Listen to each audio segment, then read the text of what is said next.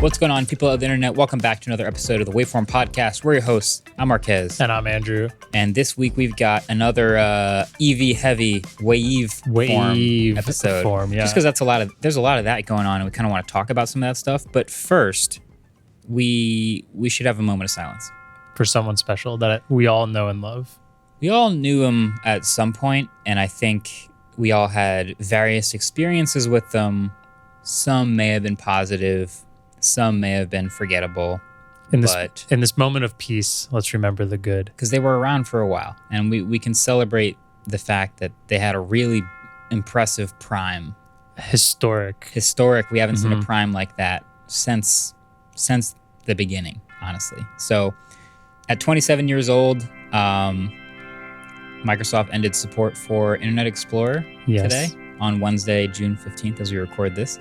No more security updates, no more software updates, no more patches. If you are still using it, I guess it theoretically might still work. Yeah, but if you're still using it, you probably don't care about security patches or anything. Yeah, that's exactly right. But let's just take a quick couple seconds to eulogize Internet Explorer. The number one Chrome downloader of all time. Number one of all time. Easily. Yeah. I saw a chart actually just the other day. I'm going to link a tweet. It was not a chart. It was a animated chart. Showing the market share of different web browsers over time. And it's, Netscape is kind of dominant for a while. Internet Explorer comes up. Internet Explorer, I didn't know this, but in like the early 2000s got to 95% market share. Yeah, it was in 2000. I think it was like Q2 2004. Talk about 95. blowing a massive lead. That is what a lead. That's one way to look at it. What a lead Microsoft had in web browsers. And, Firefox was on the come up for a while. I think they got as high as 20-something%. Did they? Which is higher, actually, than I expected. It seemed like there was a big three for a while. There were people on Safari, Firefox, Internet Explorer. So Chrome, I guess, sort of erupted and became the number one. But that was what I saw on a lot of computers. And then Chrome, is the dominant one now, but nowhere near 95. 95 is crazy. I think Chrome is at like 80, something like that. And that's like, if you're doing like all devices, it's because it's on so many Android phones. It's the default. So like that's also why Safari's up there really high as well. Safari, every iPhone uses, well, not everyone, but everyone comes with Safari. Exactly. And that's why Internet Explorer was so Windows like that. I mean, there's probably will still be people using Internet Explorer for a very long time, but I think Internet Explorer did a great job at raising its kin, Microsoft Edge. Yep. Microsoft Edge. I know there are a lot of fans out there. I think most of us had already picked our browser loyalty of choice, so maybe we're not Edge users, but I've heard a lot of good things about it. So let's hope it has a similar historic lifetime. It's the competition's apparent. Good. Yeah. Good competition. Yeah. Appreciate you. But yeah, that's it. Goodbye, Internet Explorer. I think we need what was it, 1995 to 2022? Yeah. 2022. Good job. Okay, I have on here a little story time to start the podcast off today. Okay. If anybody follows us on Twitter or watches the video podcast, you may have realized last week looked a little different. Sure. Yeah. To start this off, Adam was on vacation last week. We all love Adam. He deserves a vacation. We will never let him go on one again after last. But so pretty much in the process of the podcast, which was actually a pretty intense one because we went to WWDC, we flew out, got back Wednesday. We had a virtual interview with 2 Apple execs. There's a lot of different things going on. With Adam gone, I was in charge of editing the video portion of the podcast last week. Now, being someone who's not very good at Final Cut and a previous Premiere user and someone who hasn't edited at all in like 2 years, I was feeling okay going into it, and brought everything into Premiere, had everything lined up. Ellis was doing all the mixing of the audio stuff while I was doing all the cutting and the camera switching, and that was all feeling really good. I was feeling really confident, and we were like really, really on pace to get everything out on time on Friday. And then we export the first cut for the audio stuff. And because then after that, I had to add B-roll and video ads and such like that. And there's this like crackling noise. And we'll make sure we'll edit some of the crackling noise into this video so people can hear this audio. Yeah, so people can hear it. just like, okay, you guys have all caught on that we do extreme transitions. This one is just going to be Craig doing extreme transitions. Yeah, I think they saw how he got memed with the, remember him opening up the laptop? It drove me insane. It was really bad. And we almost didn't catch it, actually, because weirdly enough, wasn't on the timeline.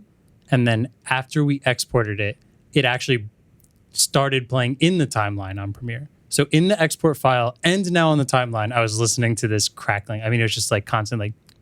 That's my least favorite type of error, which is, and this happens in Final Cut too with some plugins where it will play back perfectly on the timeline, and then you export the video, and then the exported video, it messes up. It's like this has happened with like motion track things before, or I'll add like a sensor over a license plate, and it tracks the license plate around the frame, and then I'll export the video, and then it'll track like the car tire around the frame in the export. I'm like, that's not what you showed me on the timeline at all. So it's even more hard to fix something like that. I remember you doing one once where it was like a lower third somewhere describing something, and then rather than it going horizontally, it went vertically in the export, and then on the timeline was totally fine, but the export. So like, how do I fix this on the timeline? Do I just make it look ridiculous on the timeline and then it looks perfect in the export? It's weird. Yeah. So at first, Ellis and I are like looking over this. We hear the crackling. We're trying to figure out what's going on. It's not playing. If I closed Premiere, it would stop playing in the timeline,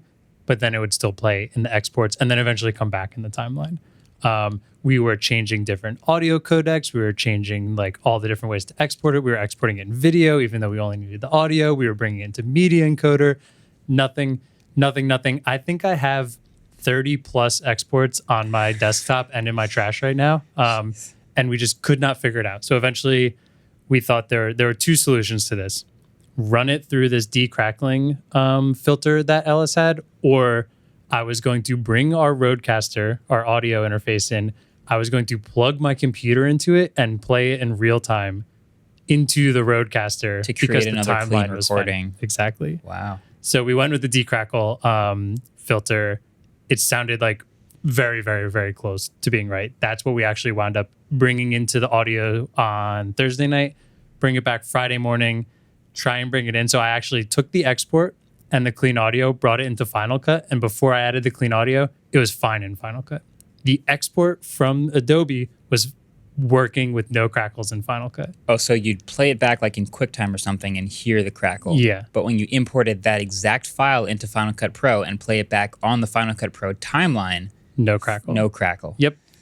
So I think we have it fixed. And then I export it from Final Cut and the crackle's there. Yeah. Wow. This was like the most infuriating 12 hours, I feel like, that I've experienced in a while. Yeah. And it wasn't in the raw recording.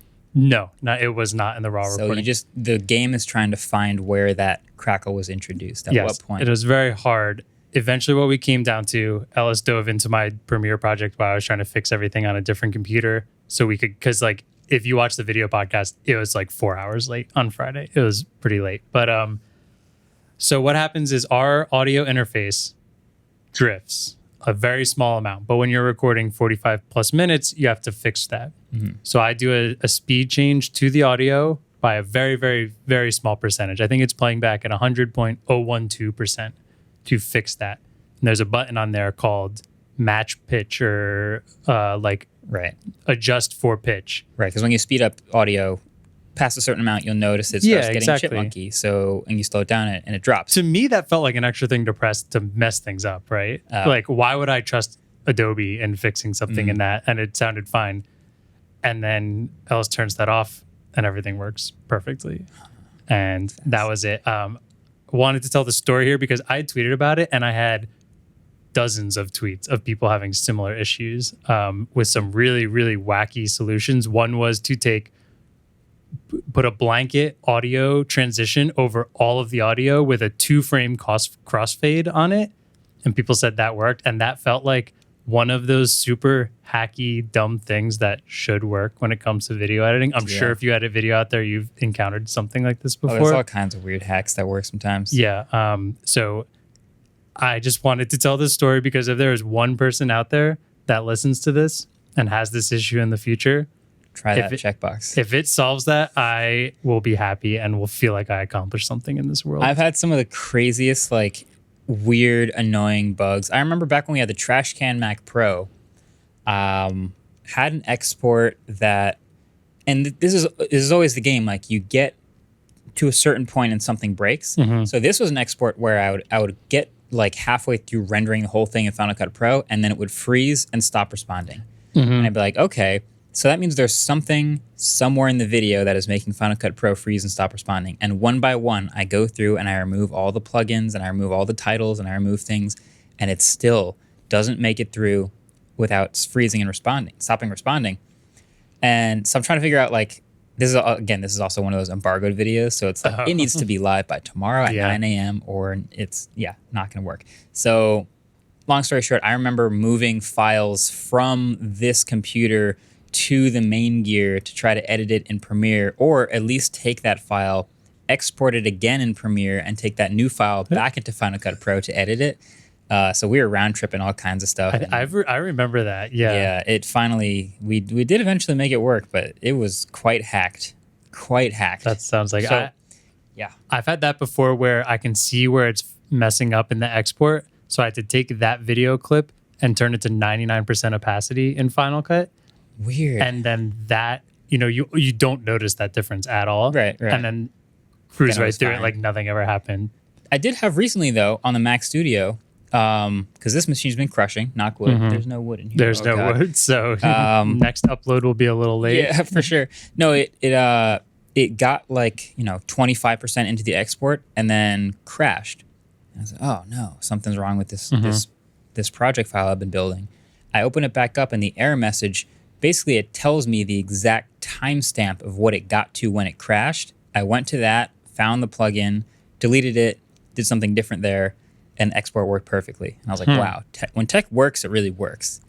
But that sounds fantastic. That was the best case error message for me. That sounds great. So, moral of the story here is we will never let Adam leave the studio ever again for the rest of my life. Sounds like it. You're stuck here. I will chain you to that desk. Speaking of Adam, let's do a quick trivia. We'll bring back trivia before we take an ad break here. Adam being gone meant trivia was on pause, and I was wondering if people would notice. They noticed. And y'all noticed. And I also was kind of looking forward to doing trivia. So I like how much everyone likes it, because I love trivia. Same. And I never want to stop. Same. All right, let's get it going. So the score right now, Marques has 8, Andrew has 4. Just kidding. I hate trivia. I like trivia. First question. Yeah. When was Internet Explorer first released? Year or... Probably year. Year. If you can get the day, you'll get an extra point. That would be really impressive. Oh, yeah, we don't answer. We'll think about that for a minute. We'll be right back. This episode of Waveform is brought to you by Backbone. So imagine you could play your favorite mobile games anywhere, anytime. I'm talking Spider-Man, Madden, Grand Theft Auto. Whenever I think about mobile gaming, I immediately think of how limiting touchscreen controls are, where your fingers block the screen all the time. Backbone is a simple, clever little device that turns your phone into a handheld console, more or less. So plug in your iPhone, use the responsive buttons and triggers and clickable analog sticks that are attached to either side of your phone.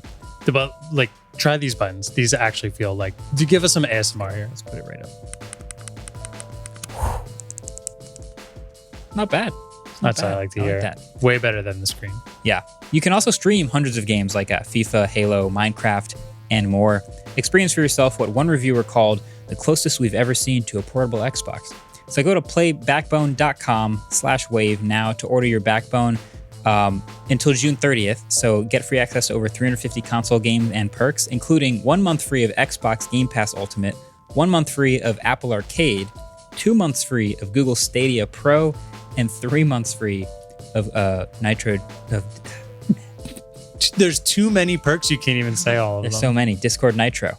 Find your next adventure at playbackbone.com/wave. Okay, welcome back. We mentioned there's a lot of EV news on this episode. A lot of it's pretty small, though, and some of them were a couple new car teasers, I would call them, where we're kind of just seeing what they're going to be and what they look like, but not specs. So I just thought of a quick little fun game. I have 3 that just got announced. We are just going to rate them purely on aesthetics. Okay, before we get into them, are they real cars? Yes. Okay. These are real cars.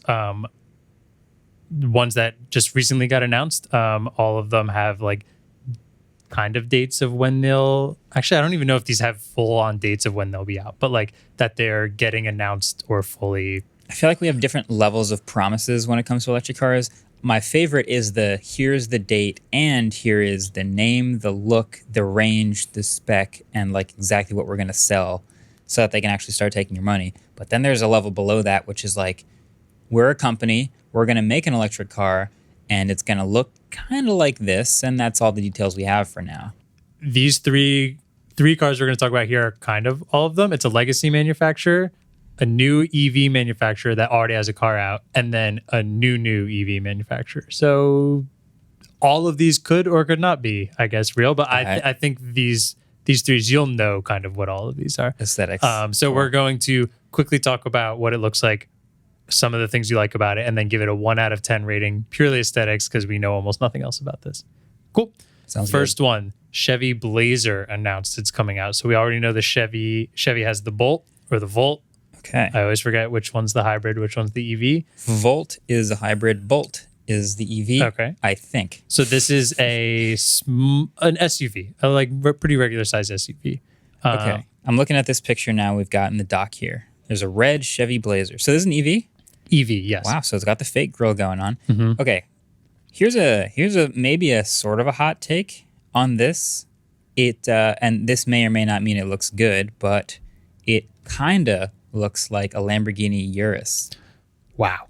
Look at the Where's front. Look at the, Mach? Look at the He front would splitter. not like this. Look at the front splitter at the Yeah. bottom. The way they're doing this like little hexagon shape It's- that Lamborghini does. It's got an aggressive look for an SUV. just for the- sure. if you just I I'm just covering I on the screen. refuse to agree with you on this because I do not want to get torn in the comments. I already hit the No Man's Sky I'm stuff covering last the week. front wheel and everything behind the front wheel, and just looking at the front grille. Cover the Chevy logo. Just block everything other than the front splitter.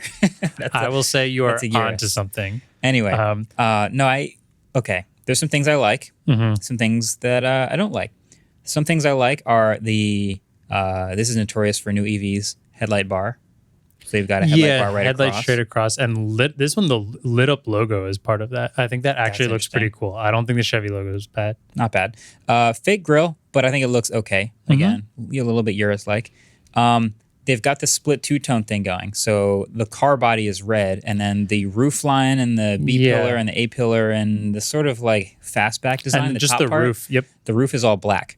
I kind of like that. I like that too. The I like that. the RAV4 Prime, I think, has been doing that recently, and I think it looks really nice, especially when it's a good contrasting color. This is a red paint job with a black. Actually, it has like a black trim along the bottom as well, so it's Yep. kind of sandwiched, and It I makes think the looks car for sure feel sleeker. That's 100%. definitely intentional.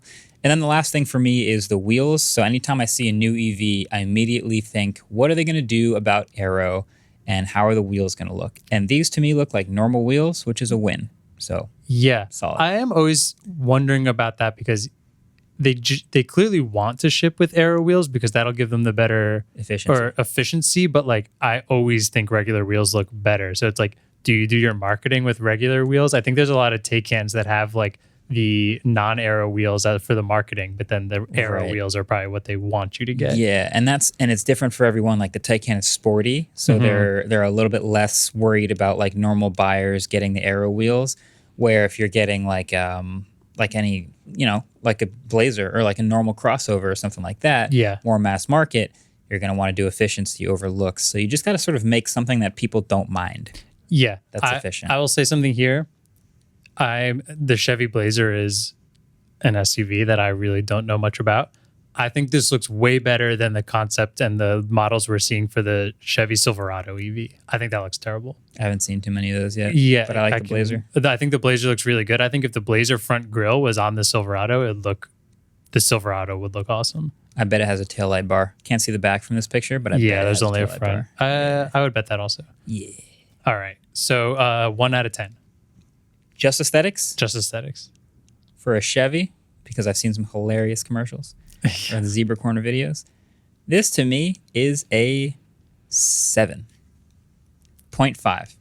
I think I can agree with that. I almost want to give it higher because I feel like I think lowly of Chevy because of the zebra corner videos, and like I think this looks good. I'm ignoring the rest of what I think about Chevy and the interior, and I can't see certain parts of the car, and I don't know the specs or the price or the range or anything like that. But if I'm just looking at aesthetics, like forget the logo, forget all that, it's a 7.5. I think this looks. I'll give it an 8 out of 10. There you go. I think if this comes out with 300 miles of range at a decent price, this could be a pretty sweet car. Yeah. All right. We are going to go to Polestar 3 next. Okay. So we all know the Polestar 2. It's like a hatchback sedan. This is their SUV version. So it is a little confusing because we have their official image, and then we also have what people have rendered out as what the front of it looked like, because the official image is only profile of it. Yes.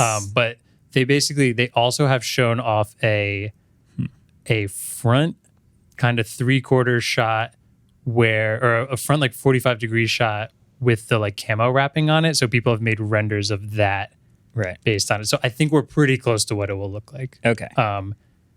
So Polestar, thoughts? I actually really like a lot of what Polestar is doing, and just like things about the company and the car in general. So maybe that I'm a little biased already, but looking at this this silhouette, this side profile, I really like it. It is a modern, slightly sporty looking crossover. So love the lights. Looks like it's a tail bar and a front light bar. So I'm already weak for that. Love that. Looking at the hood, though, it's got this weird thing going on where the hood scoops down a little bit and has like a vented area up at the front with these like extra tall headlights. It's got like a rattlesnake feel to it, where it's like the thick head that drops down a bit. Yeah. That, I don't know what that's for, but I like it. I guess that's where I'm at. Fair. Yeah, that's where I'm at. Again, fastback design, looks pretty good. You can see a little orange seatbelt in there. It's got the black plastic coming up from the bottom. Nice wheels. I like this one. I think I like these a lot. And with Polestar being a company under Volvo, I believe, like, I think Volvo cars are great and people really, really like them and they're reliable and everything, but they don't look quite as modern. They've gotten better, but like this feels like a more modern Volvo, and which is awesome because it's EV and clearly more modern. Yeah, the newest Volvos look pretty modern, but like they're the newest last few years. I still would, compared to other car manufacturers, they don't look quite as quote unquote modern. I'm sure that's extremely subjective, but Polestar's got it going on. This feels like the way more modern version of Volvo, which I love. I love this. I think flush door handles. So nice. It looks awesome. Respectable looking aero cap wheels. That's a really good point. Yeah, I'm giving this 8.5. I'll go 9.5 for an SUV. Like I think you have to consider it as an SUV. Like maybe this isn't gonna look as nice as like it doesn't get much better. I'll get to 9 on this. Okay, I'll get to 9. I like it. Cool. I like it. And then the last one, which is the new company, and one we've talked about a little bit, but our previous teaser image of this was a very, very dark shadow with like a taillight. So we have the DeLorean. The DeLorean. We finally have the full. Okay, this one is interesting. So we now see it really depends on which. It has a good side. I'll put it that way. I 100% agree with that. It has a good side, and it's not the front. Yes. So looking at the back, taillights are sick. Love the bars. That's going to look amazing. Dude, the doors coming up look cool in that they have a light on them and that they fully open to show a front and back seat. But the hydraulicness of it, the way they open doesn't look very good. It doesn't look good. It also doesn't fold, so you're going to smack the car next to you instead of having like the folding. If I'm driving this car and coming out like this, I don't care. But get out of my way. But I'm just thinking. Think about all the other exotic car doors we see. Yeah. The Spider doors, they go up, right? The Falcon Wing doors on the Model X, they fold so that they don't smack the car next to you. This needs a fold. It doesn't have one. Or you can just park in the back of the parking lot, I guess. Yeah. I mean, no. If you drive this, you're going to have. Like you're gonna have to think about that. Yeah, when you can't park next to another car. But I agree with you. The back out of this to me is like 10 out of 10. I think it's so cool and unique and just looks so much like the old DeLorean. And then the front of it just feels, with the doors closed too, feels very plain. The proportions are crazy too, because it's one huge door, so it's technically a 2-door car, but it's a 4-seater. So you're getting a massive door, and just the proportions look like a cartoon car, kind of. It's weird to not see a like door, like a seam down the middle, like a vertical seam down the middle where there would be 2 doors. That is very This also strange. feels like we were talking about, is this a real car or not? Like there are no door handles as far as I can see. There are no. I guess there are mirrors, which is pretty good. The thing about this though is it's based off an old car, so like you can still put old things on here and it will fit. Yeah, essentially, but like you did make the front very futuristic looking. I mean, it was an old car that was supposed to look futuristic, but to me, the back looks like it could be thrown on the old DeLorean and fit well, where the front, if you threw that on the old DeLorean, you'd be like, something is very wrong here. It does have like a Taycan charge door though. Charge right up in port front. Door at the front. The wheels, the Aero wheels, I am actually not a fan of those wheels. I agree. Too many spokes. I'm not a fan of like the limousine 40-spoke wheels. They would look really good without the Aero on it, I think. Yeah, but I like less spokes. Maybe because it's a sports car. I want that like 5-spoke, 6-spoke wheel type thing. Okay. So if I'm combining everything we're looking at here, everything we've talked about, the DeLorean from these images, I'm going to rate a 5. Ooh, that's rough. I was going to say like 6.5 with an asterisk, that I would still immediately drive this car around and be super happy and know that everybody would be looking at. Here's the thing. And I think that would be awesome. If you drive it fast enough, nobody ever sees the front of the car. They just see the flaming tire marks on the ground. Oh, yeah. Thought you meant if you hit 88, no, you just disappear into another. As soon as you come up behind somebody, they're like, what is that ugly car? You pull around, you drive in front of them. They're like, nice, very nice, good looking car. Fair. So just speed out of your mind if you buy this car. It's the only answer. Okay, cool. So I think Polestar 3 wins here. Yep. Awesome. I like what they're doing too. I think all these look cool. I'm just like, in general, a lot of these EV cars are just looking really, really nice. And I like that a lot of cars that have been around for a while are getting these like little facelifts that look really modern. I'm curious, there's this controversy about this, but what do you think about Tesla Model S silhouette? Model S silhouette? Yeah, I see two thoughts on the Model S. One, which is, this is such an old body. It's been 10 years of the same looking Model S. Why don't they radically redesign it? And the other is, actually, it still looks really good after 10 years. Keep it. Like, it looks good. They've done like minor facelifts along the 10 years, but it looks the same as it did 10 years ago. I still think it looks good. I think there's a lot of other cars out there that look better than it. I think my favorite thing about the Model S though is when it first made that jump from that terrible like bubble reflective plastic on the front to just going to like straight Hannibal Lecter. Like, that was good. The first time we really got to see no grill on a car, that was just this really, really cool new thing we've never seen. And I wish more cars though were doing that rather than these fake grills. I think the Mach-E GT, so the sportier version of it, does it really well. They do a body color nose instead of like the fake grill of the normal Mach-E, and that to me, because there's like a papaya orange one, and it's got the like the Hannibal Lecter going on. It's good. I like that. So shout out to the Mach-E. I think a lot of them are doing good. Yep. Tesla Model S, not my favorite in the world, but I still think it looks good, and I get why they're not doing really like any big things yet. Tesla's still like pumping stuff out like crazy. They're not. I am sure a few years down the road, we'll probably see them do like more of a redesign exterior. That's an interesting question. I actually don't think they will.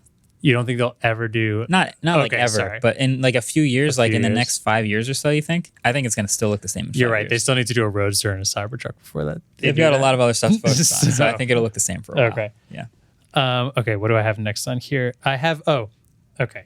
We're going to talk about recalls here for a minute because there's a recall news headline going around right now that is pretty brutal. Can I put on my recall headline translator? I have not seen this yet. Well, we are going to just talk about recalls at the end of this, but we're going to talk about the actual recall first. But I think we are both on the same page here for a minute. My recall translator. Yeah. Okay. So the article reads that Ford Mustang Mach-E stopped sales for a dealer defect, and it is the car could fail to start or become immobile when in motion due to a battery malfunction. That sounds terrible, right? We've all seen these headlines before, like recalls. I mean, batteries stopping while in motion sounds terrifying and potentially life-threatening.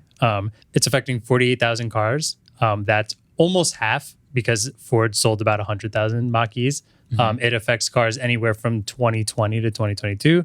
So like there's a very good chance if you own a Mach-E, you're part of this recall.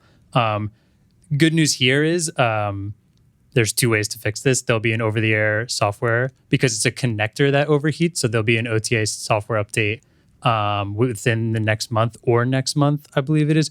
Or if you're really scared of it, you can bring it to the dealership right now and get it fixed. So not that bad. Yeah. But also kind of terrifying. Like if you have the Mach-E, you should be nervous about this and possibly bring it in. But this is not the this is not the thing. And what I saw here that really made me sad and made me want to talk about it is a ton of people tagging people like, oh, how's your death box feel? Or like, oh, your car is going to explode. Oh, blah, blah, blah. It doesn't have any issues or like this. And this to me is like, this is why I brought up the translator before. It's like, I think it all kind of comes from like, oh, these are public companies and we have to pit them against each other and like see what's going wrong with one and what's going wrong with the other. So I'll see a headline that's like Tesla or Ford recalls 50,000 cars because of a problem or they could catch on fire. Yeah. And it's like when a layman reads that, they're like, oh, sounds like 50,000 cars are like about to catch on fire right now. Yeah. But I think really the way I understand this industry works is like cars are very complicated. They have a ton of different parts that come from a ton of different suppliers. And so a company like Ford will have a policy where if they make a car where they've vetted all their suppliers and everything, they have a ton of different parts. But let's say the windshield wiper controller motor, the motor in the windshield wiper that actuates the windshield wipers is made by, I'm just making this up, Sony, right? They buy a bunch of those parts from Sony. They build the cars with them. Ford finds out from Sony. Sony goes, hey, Ford, you know how all those windshield wiper motors we sold you? It turns out we've noticed that after a couple years, like 3 of them had this issue where they couldn't like actuate the motor anymore and they're not strong enough. So we just wanted to let you know you bought 1 million of them. So just a heads up.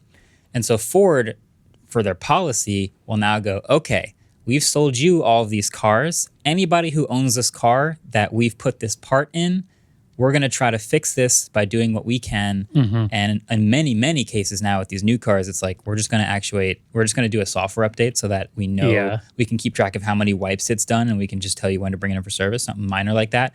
But like the headline goes out, like Ford recalls 100,000 cars because now you can't see while driving in the rain. And it's like, that's an exaggerated version of the story. Exactly. But they're doing the right thing in offering the fix the best way that they can.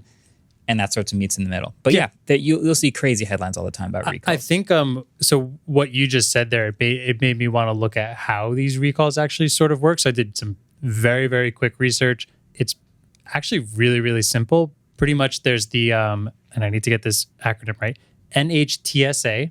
And then there's also, this is all for the US also. Yeah. So either there's 2 ways you can go about a recall. Manufacturing company notices something wrong that they've seen in it, they can just issue the recall right away and be able to mail all the cards, the owners that are affected by this, right? Get them to bring it in. I believe they have to offer a free repair for that for life of the car. And then, or if there are enough complaints filed to the NHTSA, they can start an investigation and then they can force the car company to issue this recall as well. Sure. This one that we're talking about right here with the Mach-E, Ford noticed this and didn't even go to the NHTSA to get investigated. They just issued the recall because things were happening. But like you said, I think the headline issue right now is and maybe this is just because we're tech people and we see tech headlines more often. EVs seems insanely popular. And I don't know if that's just because we're tech or that's also because it's a new thing that's sweeping around and more stuff we don't know about. But like headlines for any EV recall are going to explode. We've seen 1 million of them with Tesla. We're seeing ones with Mach-E now. I'm sure there are going to be ones for Polestar and Ioniq 5 and EV6 that are coming out. And Rivian, I'm sure, I think already Zach, I don't know if they have a recall, but his like power bed cover isn't like coming all the way in. Yeah.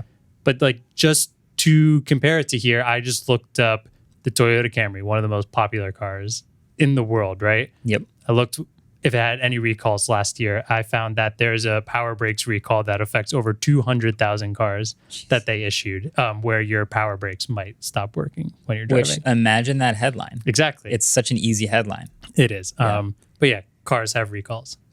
Every car has dozens of recalls. I think my Impreza had 4 different ones that I got in the lifetime of using it. So yeah, it's not to say ignore recalls, but Exactly. it's definitely just to say like, hey, read the headline with a little bit of a pinch of salt, because you know that they're making a headline out of it, where they actually have a story to pay attention to. And don't make it counterproductive by using that to now like pit yourself against because you're super loyal to one company. Don't use it. It was really annoying seeing stuff like that in there, in like Twitter and YouTube and everything when this came out. It's because it happens to Tesla, it happens to Ford. It's going to happen to every single EV for probably the next 10 years. Yeah, I feel like I see that that's the most like low level Twitter argument. I hate is it like, so much. Wow, these cars are such low quality. And someone goes, what do you mean they're low quality? And then someone links an article about like a recall over like cars potentially catching on fire. We're like, okay, I'm going to read this headline again.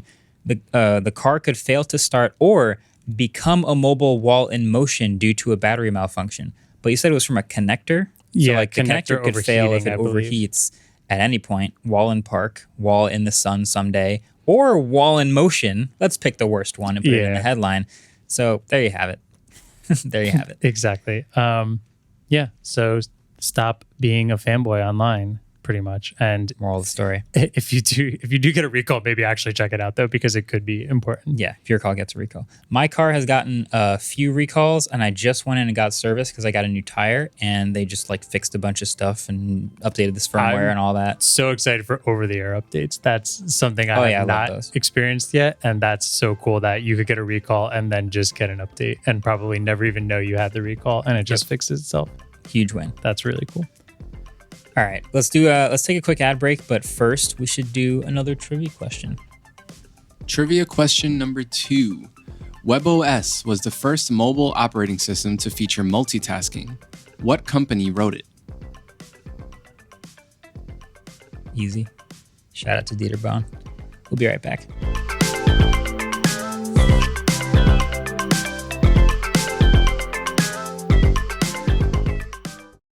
All right, welcome back.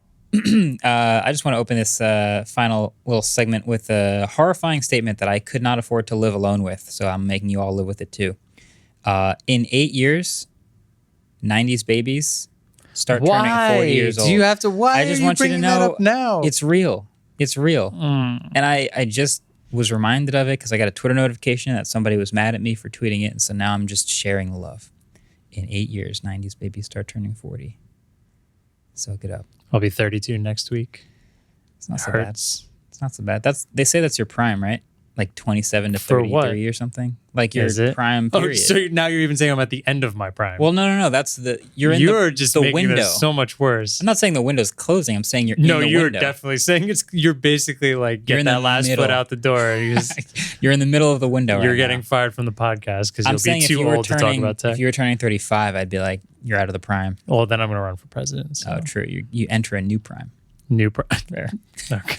Anyway, I was gonna talk about actually this headline I saw, which is kind of interesting. It's a Kelly Blue Book. Can I call it a study? It was just a headline. So actually, no, it's kind of interesting what they do. They do a survey that they also compare with basically consumer shopping statistics, and that's how they form this opinion. So I think it's actually a pretty cool. It obviously is still a survey ran by a private company, so we always have to take that with a grain of salt, but I still found it very interesting. And they do have a good amount of data, so I found it interesting that they compiled this all.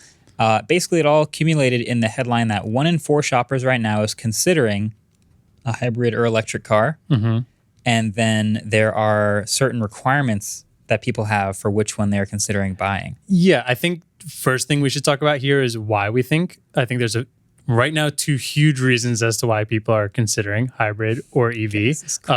Gas price is insane right now. So I was just hanging out with my family in Raleigh, and they're like, yeah, gas is crazy. It's up to like $450, and premium is actually over $5. And I was like, yeah, actually, up in Jersey, everything is over $5. We're like just over $5 as the standard now. I see a think. lot of $5.09 a gallon for a regular, and I see a lot of $5.50 for premium. Mm-hmm. But guess what? I was in Toronto not that long ago. Yeah. And it was like $2 a liter, something like that, which I don't know, sounded cheap to me, but a liter is a fourth of a gallon. So it's like $8 a gallon in Canada right now. I It's actually crazy. think surprisingly in the US we're one of the lower gas prices in the world. There are some crazy prices out there, but it sucks for everyone when you're used to something and it's really bubbled in the last couple months. I know I was really close to spending the extra money on like a RAV4 Prime instead of my Forester, and right now I'm severely regretting that decision. So Kelley Blue Book, by the way, in case you don't know, it's a website where you can sort of look to buy and sell cars, and because they have so much data, they're able to offer so much value for like figuring out what the value. This is kind of what they famously do is they can pin the value of a car at any point. So like, what's the Kelley Blue Book value of a car? That's what they're really good at. But they have so much data that if you've been looking to like sell a used car, you've probably went on Kelley Blue Book to see approximately what the value like starting point is. Yeah. So okay. So top 10 most considered electrified vehicles. Number 10, Tesla Model S. So that's a premium big four-door sedan. Yeah. Number 9, Ford Mustang Mach-E. So that's over Model S. And I see those all the time everywhere. I see a lot of them, and it's cheaper than the Model S. Like automatically, there's no surprise that's going to be a little higher than that. Yeah. Number 8, Toyota Camry Hybrid. I've owned a Camry Hybrid. I can vouch for a lot of people having those on the road. I mean, I think the Camry might be the most popular sedan in the US right now. Top 3 for sure. Number 7, Ford F-150 Lightning. So, of course, F-150 is very popular. That to me says not just a lot of pickup truck buyers, but a lot of people in general are considering an F-150 Lightning. Mm-hmm. Lots of pre-orders in already. Great. Number 6, the Toyota Highlander Hybrid. So the Highlander is it's a larger SUV, yeah. Right? So the big one. Number 5, Honda CR-V Hybrid. I'm very familiar with the CR-V. My parents have had one for a while. A very reliable little crossover type vehicle. Another insanely popular, I think top 10 most sold vehicle in the US probably. Yep. So now we get to the top 4. Number 4, Tesla Model Y. Number 3, Tesla Model 3. So now they're like, okay, what's the top 2? Yeah. Number surprises me. Number 2 surprised me also. Number 2, Ford Maverick Hybrid. So the Maverick, if you don't know, is a pickup truck, and it's a little smaller, but the pickup truck hybrid version is apparently very frequently considered. Makes sense. There are a lot of people who are really into this truck, and I do think it is really cool. I really dig it. It's very small. It's like even smaller than a Rivian, kind of similar to the Hyundai like Santa Cruz, I believe it's called. And yeah, it's a little hybrid car, and apparently it's not easy to order one because they get sold out pretty quickly. It's pretty new, yeah. It's but I do see them quite a bit on the road, which is interesting. Mm-hmm. But then number 1 is the Toyota RAV4 Prime. That is the most. I think it just says hybrid. There are 2 different ones, so I don't know if it's considering all of them as hybrid. The Prime is the plug-in hybrid where you can get like 50 miles of pure just electric. And then there's just a regular hybrid version as well. That's not plug-in. So the RAV4 hybrid. Yeah.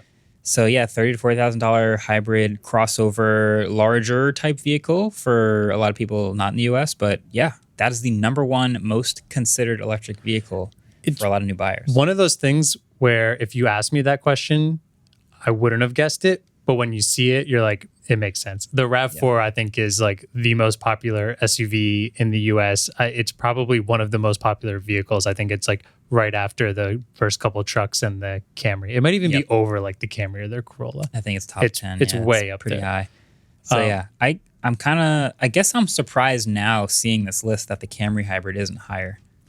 Yeah, I could see that. The CRV and the RAV4 are kind of the same thing if you think about it. So I get why both of those are there. The Highlander hybrid's pretty surprising, but I guess you need one of the larger SUVs to be on here, and a hybrid version of that's good. F-150's Lightning is funny because this is people who consider it. And like, if you are considering the F-150 right now, you're not going to have it for like 3 years because they have so many pre-orders in there. Surprised to not see Rivian in here. Not all that surprised about Lucid because that's super expensive. I guess so is Rivian, but like... So seeing this list now, the only pure electrics on here are Teslas. And I think that's, well, other than the F-150 Lightning. And I don't think that's very surprising to me as far as like when people consider Very actually buying a car, they're like, okay, where can I charge it? How am I going to, the road trips? That's a really good point. So the Rivian is really cool to us tech people. Kind of like a ROG phone is really cool to us tech people. But then Poor how many Rivian. of them are cross-shopping it for real? But then when you think about it like that, then I am just all the more impressed to see Model 3 and Model Y that high up the list because they are still expensive cars and like they are still fully electric now competing with hybrids that have been around for a while. So if you're putting them in the same category, then that's super impressive. They're everywhere. They are. Actually, funny enough, they have a couple other things in this article kind of comparing, putting these in like, they split it up into luxury and to non-luxury. So RAV4 Prime was the number one in non-luxury and just altogether. But in just EV, Model 3 and Model Y were the most often shopped. And they were still in top 5 of just luxury vehicles, whether it was EV or not. Yeah. So that's still crazy. I mean, those two cars are just wildly, wildly popular in the US. Luxury is just a price bracket. I believe so. Yeah. Okay. Makes sense. Yeah. No, I'm seeing them everywhere. So shout out to the RAV4 hybrid for being considered Yeah. by most people buying something new.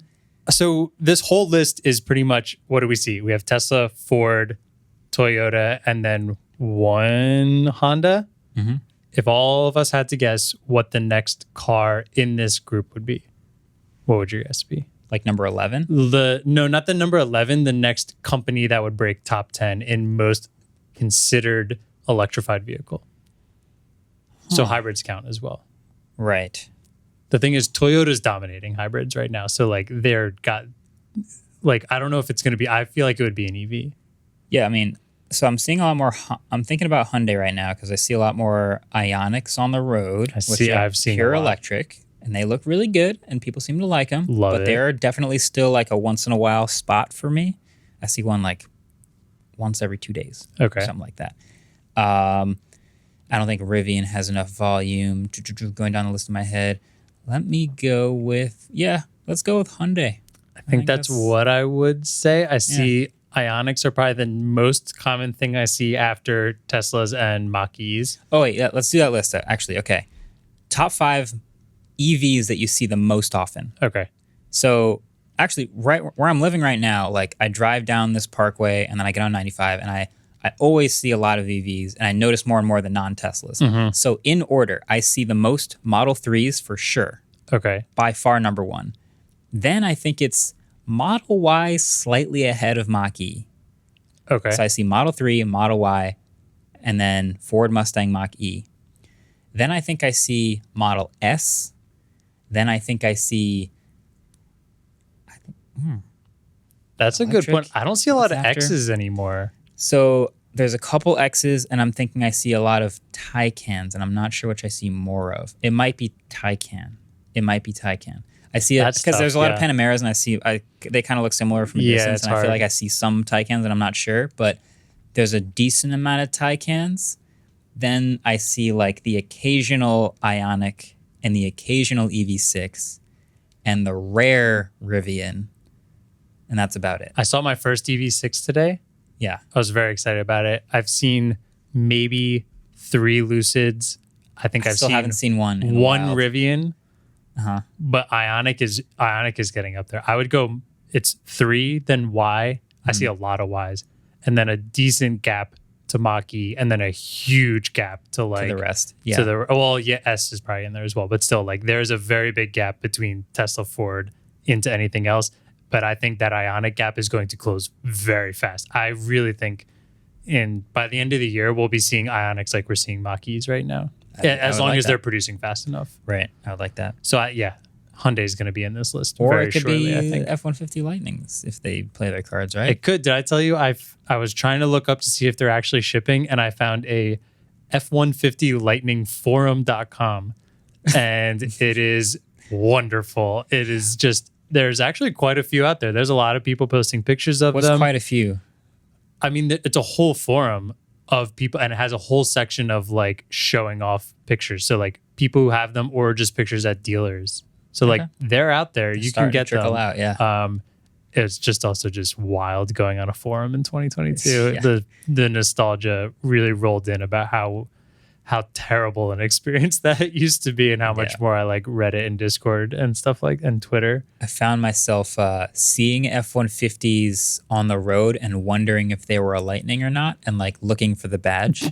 Oh, the badge! I was gonna say, do you speed in front of it for the light bar? Well, I didn't want to see. You can only get if you can get close enough to see the badge. That's the easiest way to tell. Yeah. If you see the light bar, it's a Lightning. But if you see the badge, it could also be a Lightning without the light bar.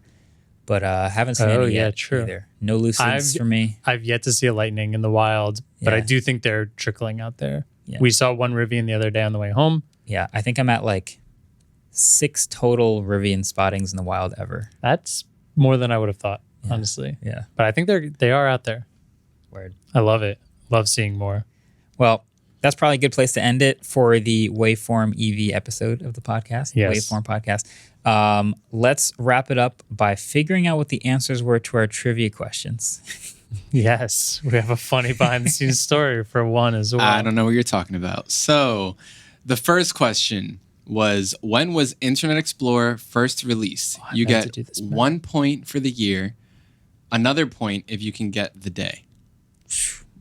You should get a lot of points. Okay. Yeah, I'll give you 3 points if you get the day. If you get the day on the nose, that'd be awesome.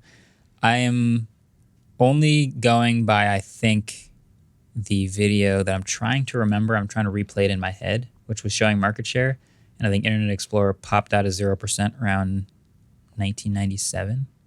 So I'm going to go with 1997. I'm going to go 95 because I'm pretty sure I had written down 27 years old. So if my math is correct, which, let's be real, no, not very confident in math. That's 27. Okay. I mean, it's also 20, could be the year before, potentially. Okay. But that's what I'm going to go as. In terms of day,